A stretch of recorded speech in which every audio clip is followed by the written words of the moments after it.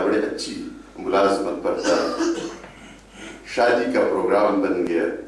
यानी ये अभी तक उस इलाके में एक मिसाल है, एक ऐसी चीज है, एक ऐसी काबिल इबरत चीज है कि सब लोग याद करते हैं तो फौरन अजीब सा मंजर बन जाता है। यहाँ वालिदैन ने बड़े अच्छी तैयारियां शुरू की थी उसकी शादी के लिए, जिस तरह लोग करते हैं। ये 1000 कार्ड छपे हैं तो कम हो गए हैं, तो 1000 और छपवाए जा रहे हैं, और ये सुनार को सोना जेवरात बनाने के लिए वो पैसे दिए हुए है और बता दिया है, ये उधर कपड़े है, माँ उसकी जा रही है कपड़े खरीद रही है, ये 100 जोड़े उसकी बहनों के हो गए हैं और ये रिश्तेदारों के हो गए हैं और ये आम लोगों के लिए है, और ये तैयारियां और ये चावल और ये गोश्त और ये बेंस और ये बेल और पत्नी ये बकरे और ये पूरी एक बड़ी तैयारी जारी है। ये सब कुछ जारी था। 4-5 दिन इसमें बाकी थे कि लड़के ने तो आखिरी चंद दिन पहले, 1 दिन पहले 2 दिन पहले आना है। लड़के का एक्सीडेंट हो गया सऊदी अरब में और फौत हो गया। जिस तरह यहाँ के इलाके का आपको सब कुछ को मालूम है कि तरीका है कि जब तक जहाज में स्टीचर कंफर्म नहीं होता उस वक्त तक घर को इतला नहीं देती। लेकिन ये जो आसपास के सारे लोग थे सब ने अपने घरों में बता दिया था कि लड़का तो मर गया है, उसकी लाश पहुंचेगी, लेकिन अभी कंफर्मेशन नहीं हुई।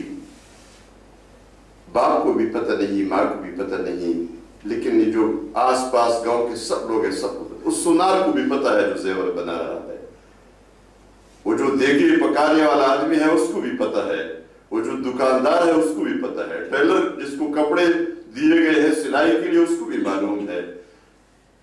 सुस्त हो गए हैं, रफ्तार सुस्त हो गया है, कहते वैसे भी इसने उसका कोई हल नहीं है। बाप ने गुस्सा किया टेलर को, क्यों अपने कपड़े तैयार नहीं कि ठीक है जी तैयार हो जाएंगे। सुनार पर गुस्सा करते हैं, वो देगों वाला क्यों नहीं पहुंचा, क्यों लेट हो गया है। ये सारा कुछ ये जारी है कि 1 दिन पहले इत्तला मिल गई जो कल शादी है, आज लड़के ने पहुंचना था, क्यों नहीं पहुंचा। जी ठीक है अभी ताखिर हो गई है, सीट नहीं मिली, ये नहीं हुआ, वो नहीं हुआ, और इत्तला मिली कि कल सुबह 6 बजे पेशावर एयरपोर्ट से लड़की की लाश वसूल कर ले। ये लड़के की लाश भी पहुंची है और जिन जिन को दावतनामे जारी हो गए हैं वो सारे मेहमान हजारों की तादाद में भी घर में पहुंचे। लेकिन ये अब शादी के मेहमान नहीं है, ये जनाजे के मेहमान है, ये वलीमे के मेहमान नहीं है, ये गम के मेहमान है। वही कुर्सियां लगी हुई थी, वही शामियाने थे, वही धूमधाम वाली जगह जो बन चुकी थी वो उसी तरह कायम थी। न उन पुलों को कोई हटा सकता था, न उन कुर्सियों को कोई हटा सकता था, न उन चारपाइयों को कोई हटा सकता था, वही सब कुछ मौजूद था। लेकिन इसमें वलीमे के मेहमान नहीं बैठे थे, ये जनाजे के मेहमान थे। और सहरे की बजाय उसे कफन पहनाया गया, उसको दफन कर दिया गया। ये दुनिया है, इसी दुनिया के लिए हमारी तगदौ जारी है। आज तक ये एक इबरत बना हुआ है ये वाक़या। लोग उन देगों को देख रहे थे जिसमें चावल पक रहा था कि भाई ये तो लाया गया था शादी के लिए, वलीमे के लिए, अब वलीमे के लिए नहीं है, अभी तो ये जनाजे के मेहमान उनके लिए पकेगा और पता नहीं वो मेहमान खा भी सकेंगे या नहीं। मैं बड़फेला में इसी तरह एक दर्स में था, उसमें एक खातून की तरफ से एक खत आया, और खतूत बहुत सारे आते रहते हैं, दुआओं की दरख्वास्तें होती है, कोई सवाल होता है, जो कुछ भी होता है। लेकिन उसके साथ एक लड़का आया और उसने कहा ये खत आप पढ़ ले, लेकिन मैं आपको एक कहानी वाक़या सुनाता हूँ। हैरानी सी होती है, बस ठीक है जी खत आ गया तो मैं पढ़ लूंगा। कहता नहीं आप अभी इसको पढ़ ले और मैं आपको एक वाक़या सुनाता हूँ। इस खत ये ऐसा खत नहीं है।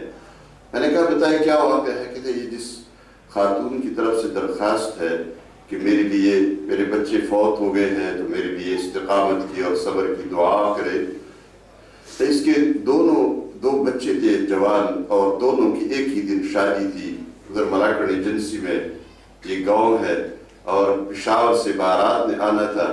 ये बारात गई, वापस आते हुए दुल्हन आगे आगे है और ये दोनों दूल्हे एक गाड़ी में बैठे हैं और पीछे है। तख्त बहाई के मुकाम पर इस गाड़ी का एक्सीडेंट हुआ और ये दोनों अस्पताल पहुंचे, लेकिन आगे जिस तरह बारात जाती है धूमधाम में, पता ही नहीं चला कि वो उनको क्या हुआ। जो पीछे वाले थे वो साथ अस्पताल चले गए, आगे वाले घर पहुंच गए।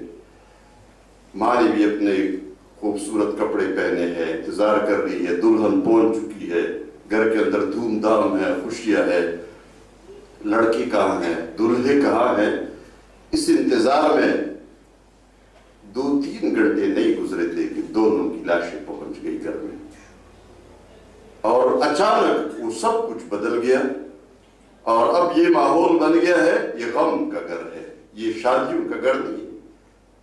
वो दुल्हने दोनों बेटी है, वो सारी वो जगह जो बनी है, वो जो तैयारियां हुई है, जो रोशनी के कुमकुमे जल रहे हैं, ये सब कुछ जारी है, लेकिन अब ये गम का घर है।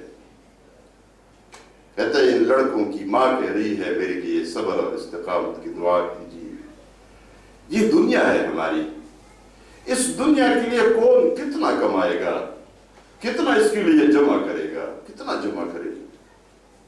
नबी करीम सल्लल्लाहु अलैहि वसल्लम ने एक मरतबा बड़े अजीब अंदाज में फरमाया, बनी आदम, ये आदम का बच्चा लगा होता है, कह रहा होता है। क्या कह रहा होता है? फरमाया यकूल इब्नु आदम माली माली माली। ये कहता है ये मेरा माल, ये मेरा माल, उस जगह मेरा माल, फलान जगह मेरा माल, ये मेरी जायदाद, ये मेरी बिल्डिंग, ये मेरे ये वो सब। फरमाया वहल लक मिन मालिका इल्ला मा अकलत फअफनैत औ लबिस्त फअबलैत औ तसद्दक़त फअमज़ैत। लेकिन तुम्हें मालूम है तुम्हारा माल क्या है? कहते मेरा माल, तुम्हारा माल क्या है? तुम्हारा माल तो वो है जो तुमने खा लिया और खत्म किया, तुमने पहन लिया और उसको बोसीदा कर दिया तो तुम्हारा हो गया, और यह तुमने सदका कर दिया और अपने लिए आगे बेच दिया क़यामत के लिए, बस ये तुम्हारा हो गया।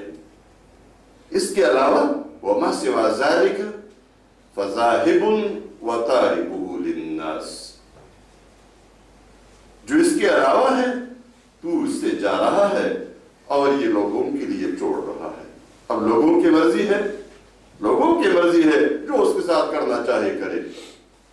किसी शख्स ने एक दफा सवाल किया रसूलुल्लाह सल्लल्लाहु अलैहि वसल्लम से कि कौन सा सदका है जो अजर के लिहाज से बहुत ज्यादा अच्छा सदका है, ठीक सदका है, जिसे मुझे अजर ज्यादा मिले। आपने फरमाया अंत तसद्दक़ा व अंत सहीहुन शहीहुन तख्शल फ़क़्र व तअमलुल ग़िना व ला तुमहिल हत्ता इज़ा बलगतिल हुल्क़ूम फ़तक़ूलु लिफ़ुलानिन कज़ा व लिफ़ुलानिन कज़ा व क़द कान लिफ़ुलान। फरमाया सदका वो है कि उस हाल में सदका करो कि तुम सेहतमंद हो, ताकतवर हो, सब कुछ तुम्हारे कब्जे में हो और तुम अच्छी हालत में हो। और इस हाल में अगर तू सदका करेगा तो माल की कमी का खौफ है कम हो जाएगा, और अगर तू सदका नहीं करेगा तो उम्मीद है मालदार बन जाएगा। अब जिस आदमी की ज़कात निकलती है, एक आदमी था हमारे उधर पेशावर में, तो एक दफा उसने कहा कि 40 लाख रुपए मेरे पास ज़कात के तो है, लेकिन उसके अलावा मेरे पास कुछ नहीं है।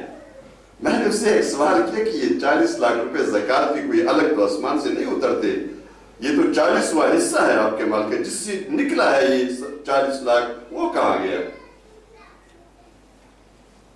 तो आप देखना 40 लाख रुपए अगर किसी की ज़कात है तो 40 लाख रुपए अगर वे खर्च करता है तो डरते नहीं, तो 40 लाख में ऐसे ही दे दूंगा, और ये उम्मीद में ना कोई कारोबार में लगा लेता हूँ, अभी एक पब्लिक स्कूल बना देता हूँ तो 40 लाख से बहुत बड़ा स्कूल बन जाएगा, बड़ा कारोबार शुरू हो जाएगा। फरमाए वतअमलुल ग़िना, तुम्हें गनी होने की और मालदार होने की उम्मीद भी हो, ये माल में खर्च करूंगा तो मैं बड़ा मालदार हो जाऊंगा, बड़ा फायदा हो जाएगा। ऐसे मौके पर तू सदका करेगा तो ये बेहतरीन अजर वाला है। और फरमाया और मोहलत मत दिया करो, कल करूंगा, कल करूंगा। कहते ज़कात के बारे में से बड़ी लतीफे सामने आते हैं, कहते ज़कात में निकाल चुका हूं, तो आप पूछ ले कि कहाँ है? कहते बैंक में पड़ा हुआ है। تو یہ نکالنا نہیں، اس کو دینا بھی ہے. بڑی جرت کی بات ہوتی ہے نا، اللہ کے راستے میں اپنا مال اٹھا کر کسی اور کو دے دینا، یہ بہت بڑی جرت کا کام ہے. لیکن یہ مومن بندوں کے لیے کوئی مشکل نہیں ہے. تو انہیں پتہ ہے یہ میرا نہیں ہے.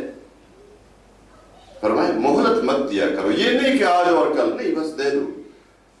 اس وقت تک مہلت مت دیا کرو کہ وہ وقت آ جائے کہ تمہاری جان نکلنے کے قریب ہو، اور اس وقت تمہیں یاد آئے یہ مال تو رہ گیا، تو چیخنا شروع کر دو.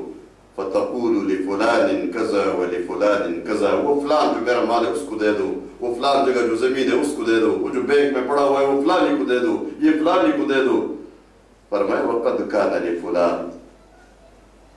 بڑا عجیب جملہ ہے، یہ تو فلانی کا ہو گیا ہے، اب تو بس آرام سے مر جائے. یہ جو رہ گیا ہے یہ فلانی کے لیے رہ گیا ہے، فلان کی مرضی ہے، جیسے خرچ کرے گا ویسے خرچ کرے گا. دنیا کے اندر، دنیا کی زندگی میں جب تم اچھی طرح صحت مند ہو، طاقتور ہو، اپنے آخرت کا سامان کرو. حضرت عائشہ صدیقہ رضی اللہ تعالی